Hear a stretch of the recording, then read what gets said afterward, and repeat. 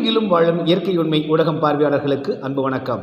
திருவருட்பிரகாச ராமலிங்க வள்ளல் பெருமானாருடைய சிறப்புகள் என்ன என்று ஒவ்வொரு காணொளியிலும் நாம் பார்க்கவிருக்கிறோம். பொதுவாக ராமலிங்க வள்ளல் பெருமானாரை பார்க்கின்றவர்கள் அவரை சமூக, பொருளாதார, அரசியல் கண்ணோட்டத்தோடு தான், அதிலும் பெரும்பாலும் அரசியல் கண்ணோட்டத்தோடு தான் பார்க்கிறார்கள். அதிலும் குறிப்பாக இந்த திராவிட இயக்கத்தைச் சேர்ந்த சகோதர சகோதரிகள் அவரை அரசியல் பார்வைக்கு அப்பாற்பட்டு கொஞ்சம் தூரம் தொலைவுக்கு பொருளாதாரம் வரைக்கும் பார்ப்பாங்க. அதற்கு பேர் சமூக அடிப்படையில் பார்க்குறாங்கன்னு வச்சுக்கோங்களேன்.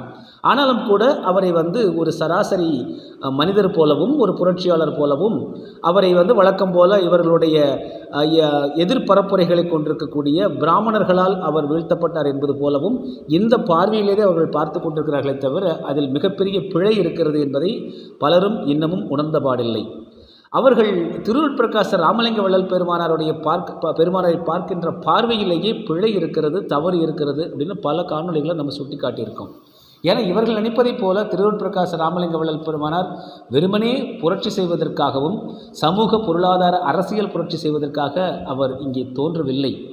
அவருடைய ஒவ்வொரு எழுத்துக்களையும் வாசிக்க அதை நாம் உள்வாங்க திருவருட்பிரகாச ராமலிங்க வள்ளல் பெருமானார் என்பவர் நமது மனித தரத்திற்கு அப்பாற்பட்ட, மனித கற்பனைக்கு அப்பாற்பட்ட இயற்கை உண்மையை உறக்கச் சொன்ன, இயற்கை உண்மை என்றாலே, இயற்கை என்றாலே அது அறிவியல் தான்.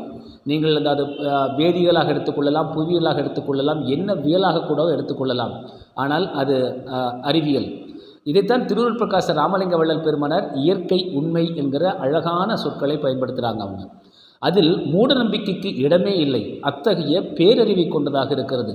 நீங்கள் சராசரியாக வாழ்வியலிலிருந்து எடுத்துக்கொண்டால் அணுவிற்கு அப்பாலும் இருக்கக்கூடிய அந்த பரமாணு, அந்த பரமாணுவுக்கு ஆற்றலாக இருக்கக்கூடிய ஆற்றலையெல்லாம் கடந்து அவர் மிக ஆழமாக அவர் மெய்யியலிலே சென்று கொண்டிருக்கிறார், அறிவியலிலே சென்று கொண்டிருக்கிறார். அதுதான் அவருடைய ஒவ்வொரு எழுத்துக்களையும் வாசிக்கும்போது நாம் உணரக்கூடியதாக இருக்கிறது. எனவே நாம் மேலோட்டமாக கடற்கரை ஓரமாக நின்று கொண்டு கடல் தண்ணீரில் கால் கூட நனைப்பதற்கு பயந்து கடல் அலைகளை பார்த்து அதுதான் ஒட்டுமொத்தமான கடல் என்று கற்பனை செய்து கொண்டால் எப்படி இருக்குமோ அப்படித்தான் திருவருட்பிரகாச ராமலிங்க வள்ளல் பெருமானாரை இன்று இந்த திராவிடவாதிகள் என்பவர்கள் கரையிலிருந்து ஒரு 5 கிலோமீட்டர் தள்ளி நின்று கொண்டு கடல் தண்ணீரில் கால் கூட நனைப்பதற்கு அல்லது அந்த மணலில் நடப்பதற்கு கூட அச்சப்பட்டு கொண்டு தங்களுக்கு தோன்றிய கற்பனைகளை எல்லாம் இவர்கள் அள்ளி வீசிக்கொண்டிருக்கிறார்கள். திருவருட்பிரகாச ராமலிங்க வள்ளல் பெருமானார் நாத்திகம் பேசும் நாக்கு முடைநாக்கு என்றே சொல்கிறார். அதை முடையின் நாக்கு என்றால் நாற்றம் பிடித்த அழுகிய நாக்கு என்று பொருள்.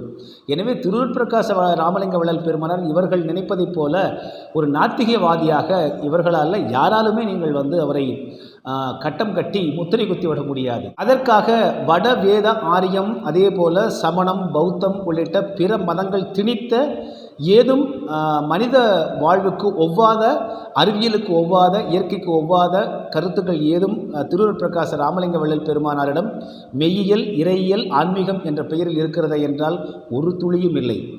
எனவே திருவருட்பிரகாச ராமலிங்க வள்ளல் பெருமானார் இவர்கள் கற்பனை செய்து கொள்வதைப் போல மத தலைவர்களைப் போலவோ, இப்போது நீங்கள் இவர்கள் சொல்லக்கூடிய வட வேத ஆரியம், இதை ஆரியம் என்ற சொல் கூட நம்ம ஜெர்மனி என்கிற அந்த அடிப்படையில் தான் ஆரியம் சொல்கிறோமே தவிர தமிழில் ஆரியன் என்றால் அதற்கு பொருள் வேறு. எனவே இதெல்லாம் தமிழில் உள்ள ஐயர், ஐயை, இது எல்லாமே நீங்கள் தமிழினுடைய உயர்வு சொல்கள். அந்தனர் என்பதும் தமிழ் சொல் தான். இது எதுவுமே எந்த சாதியும் குறிப்பது அல்ல. ஆனால் மாறாக இந்த வட வேத ஆரியர்கள் என்று சொல்லக்கூடிய வைதிகர்கள், அதாவது அவர்கள் வேதத்தை பின்பற்றக்கூடியவர்கள். அந்த வேதம் அவர்களே எழுதி கொண்டது. அடிப்படையில் தமிழருடைய நான்மறையிலிருந்து பல கருத்துக்களை எடுத்துக்கொண்டு மீதமுள்ள கருத்துக்களை தாங்களே எழுதி கொண்டு இதுதான் தங்களுடைய வேதம் என்று இவர்கள் சொன்னார்கள். அதாவது இந்த வட வேத ஆரியர்கள் என்று அழைக்கப்படக்கூடிய வைதிகர்கள், சமஸ்கிருதத்தை முன்னிலைப்படுத்தியவர்கள் கூறினார்கள்.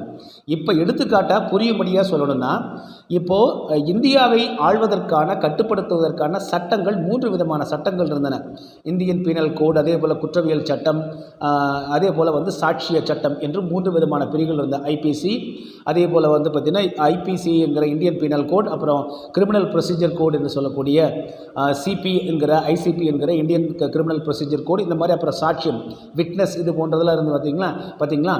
இப்போ இது என்ன பண்ணியிருக்காங்கன்னா, இது பிரிட்டிஷ்காரர்கள் உருவாக்கியது. எனவே அந்த பிரிட்டிஷ்காரர்கள் வந்து உருவாக்கியதை மாற்றி இது சுதேசி, முழுக்க முழுக்க இந்திய பாரதிய நம்முடைய சட்டங்களாக மாற்றப் போகிறோம் என்று சொல்லிக்கொண்டு அதிலிருந்து வந்து பார்த்திங்கன்னா 90 விழுக்காடு சட்டங்களை அப்படியே இதில் வந்து காப்பி அண்ட் பேஸ்ட் செஞ்சுட்டு சில சட்டங்களுக்கு எண்களை மாற்றிக்கொண்டு மேலே பெயர் வந்து ஹிந்தியில் வச்சுட்டாங்க.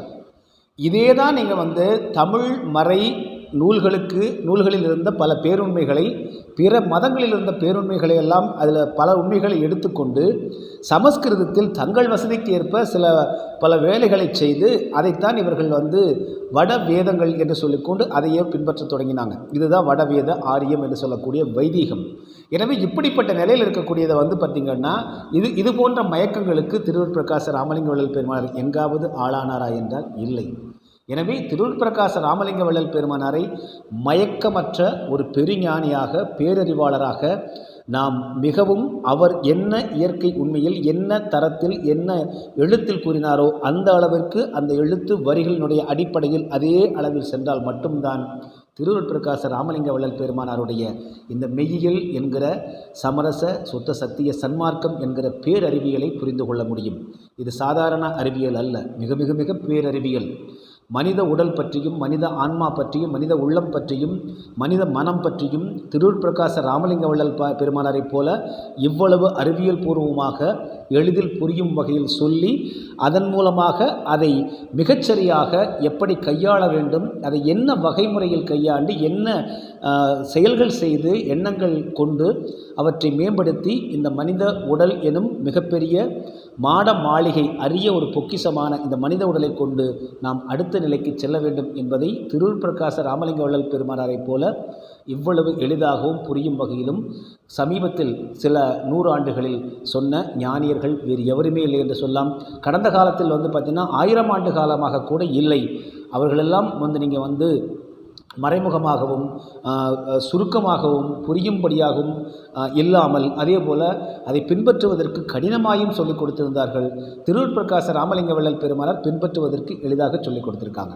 இதில் திருவூர் பிரகாச ராமலிங்க வள்ளல் பெருமானாரை பற்றி நாம் முதலில் வாசித்து உணர வேண்டுமேயானால் மிக எளிமையாக அவர் என்ன சொற்களில் சொல்லியிருக்கிறாரோ, என்ன கான்டெக்ஸ்டில் பேசியிருக்காரோ அதை உன்னிப்பாக நாம் பார்க்க வேண்டும். இப்போது தமிழ் மொழி பற்றி இந்த முதல் காணொலியில் தமிழ் மொழி பற்றி திருவூர் பிரகாச ராமலிங்க வள்ளல் பெருமானார் கிட்டத்தட்ட இத்து கூட்டல் இம்மு கூட்டல் இல் அப்படிங்கிற இத்து கூட்டல் இம்மு கூட்டல் இ கூட்டல் இல் என்பதற்கு விளக்கம் கொடுத்துருக்காங்க. அதை நம்ம இன்னொரு காணொலியில் பார்க்குறோம். பொதுவாக நீங்கள் வந்து தமிழ் மொழி பற்றி வந்து பெருமானார் சொல்கிறாங்க, அதனுடைய பெருமை என்ன என்பதை, அதனுடைய சிறப்பு என்பதை பற்றி திருவூர் பிரகாச ராமலிங்க வள்ளல் பெருமானார் குறிப்பிடுறாங்க. தென்மொழி அப்படிங்கிற தலைப்பிலேயே சமரச சுத்த சன்மார்க்க சத்திய பெருவிண்ணப்பம் என்கிற தலைப்பில் 6ஆம் திருமுறையில் இருக்குது. அதில் மிக முக்கியமாக நீங்கள் வந்து பார்த்திங்கன்னா இடம்பரத்தையும் ஆரவாரத்தையும் பிரயாசத்தையும் பெருமறைப்பையும் போதுபோக்கையும் உண்டு பண்ணுகின்ற ஆரியம் முதலிய பாஷைகளில் எனக்கு ஆசை செல்ல ஒட்டாது. பயிலுதற்கும் அறிதற்கும் மிகவும் லேசு உடையதாய், பாடுதற்கும் துதித்தற்கும் மிகவும் இனிமை உடையதாய், சாகா கல்வியை லேசில் அறிவிப்பதாய், திரு அருள் வளத்தால் கிடைத்த தென்மொழி ஒன்றினிடத்தே மனம் பற்றச் செய்து அத்தென்மொழிகளால் பலவகை தோத்திரப்பாட்டுகளை பாடுவித்து அருளினீர் அப்படின்னு சொல்கிறாங்க. அப்போது இதில் நீங்கள் வந்து பார்த்திங்கன்னா மொழி பற்றிய திருவூர் பிரகாச ராமலிங்க வள்ளல் பெருமானாருடைய பல மிக முக்கியமான தகவல்களையும் நாம் அறிந்து கொள்ள முடிகிறது. இடம்பத்தையும் ஆரவாரத்தையும் விரும்புகிற ஆரவாரம்னா நீங்கள் வந்து ரொம்ப வந்து எப்படி சொல்கிறது, ஒரு டெக்கரேட்டிவாக ஆடம்பரமாக ஒரு எரிச்சல் ஊட்டு வகையில் இல்லாமல் பிரயாசத்தையும் பெருமறைப்பையும் உண்டாது ஒரு மறைபொருளாக சொல்கிறது போல் அல்லாமல் பொழுதுபோக்கையும் வந்து போகிற போக்கில் வந்து சொல்லிட்டு போகாமல் இவற்றையெல்லாம் இடம்பரத்தையும் ஆரவாரத்தையும் பிரயாசத்தை உண்டு பண்ணக்கூடிய, பெருமறைப்பை உண்டு பண்ணக்கூடிய, பொழுதுபோக்கை உண்டு பண்ணக்கூடிய ஆரியம் முதலிய பாஷைகள், இந்த ஆரியம் உள்ளிட்ட வட மொழிகள் எல்லாம் இப்படிப்பட்ட விளைவுகளை ஏற்படுத்தக்கூடியவை. எனவே அந்த மொழிகளில் எனக்கு ஆசை செல்ல ஒட்டாது, அதன் மீது ஈர்ப்பு ஏற்படாதவாறு கற்றுக்கொள்வதற்கும் புரிந்து கொள்வதற்கும் அல்லது அறிந்து கொள்வதற்கும் மிகவும் லேசானதாகவும், பாடல் பாடுவதற்கும் இறைவரை துதிப்பதற்கும் மிகவும் இனிமை உடையதாகவும், சாகா கல்வியை திருவொற்றிப்பிரகாச ராமலிங்க வள்ளல் பெருமானாருடைய ஒட்டுமொத்த அந்த 51 ஆண்டு கால வாழ்க்கையினுடைய இலக்கே மரணமில்லா பெருவாழ்வு, சாகா கல்வி, சாகா கலையை இந்த மானுடத்திற்கு கற்றுக் கொடுக்க வேண்டும் என்பதுதான். அந்த வகையில் சொல்கிறாங்க, சாகா கல்வியை லேசில் அறிவிப்பதாய் திரு அருள் வளத்தால் கிடைத்த தென்மொழி ஒன்றினிடத்தே. இந்த தென்மொழி என்று சொல்லக்கூடிய மொழிகளில் இது கிடைச்சதே திரு அருள் வளத்தால் கிடைக்குதுன்றார். அதன் மீது மனம் பற்றச் செய்து அத்தென்மொழிகளால் பல வகை பாட்டுக்களை பாடுவித்து அருளினீர். ஆக இந்த தென்மொழி என்று சொல்வது தமிழைத்தான் இவர் குறிப்பிடுகிறார். தமிழினுடைய இந்த சிறப்பை குறிப்பிட்டு இதுதான் சாகா கல்வியை போதிக்கக்கூடியது, லேசில் அடையக்கூடியது, அதே போல் பார்த்திங்கன்னா கற்பதற்கும் எளிதானது, பாடுவதற்கும் பயன்படுத்துவதற்கும் இனிமையானதுன்னு சொல்கிறாங்க. எனவே இந்த பாடுவித்து அருளினீர் என்பதிலிருந்து நம்ம புரிந்து கொள்ள வேண்டியது என்னென்னு பார்த்திங்கன்னா, தமிழ் மொழியை எனக்கு அதன் மீது ஈர்ப்பு ஏற்பட செய்து தமிழ் மொழியை பேச, எழுத, படிக்க, வாசிக்க அருளிய இறைவருக்கு நன்றி என்கிற அளவில் இருக்குது. அப்படிங்கும்போது இறைவருக்கே நன்றி சொல்கிறாரு அப்படின்னா தமிழ் மொழியினுடைய சிறப்பு என்னன்னு தெரிஞ்சுக்கலாம். ஸோ மீண்டும் மற்றொரு காணொளியில் அடுத்த தகவலோடு உங்களை சந்திக்கிறேன். அதுவரை நன்றி, அன்பு, வணக்கம். டிஎன்டிவி தமிழ் ஊடகம், தனித்துவமான தமிழ் ஊடகம்.